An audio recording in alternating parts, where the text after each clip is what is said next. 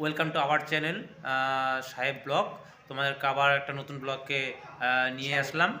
তো এবার আজকে তোমাদের সামনে আমি তুলে ধরছি যে আমাদের কলকাতা হাওড়া ব্রিজ যে ব্যস্ততা মুহূর্ত যে থাকে, সেই ব্যস্ততা মুহূর্ত তোমাদের দেখাবো যে কীরকম যানজট সৃষ্টি হয় বা কীরকম ভিড় হচ্ছে বা কীরকম সেই ব্রিজটায় যাতায়াত করছে, সেটাই তুলে ধরবো।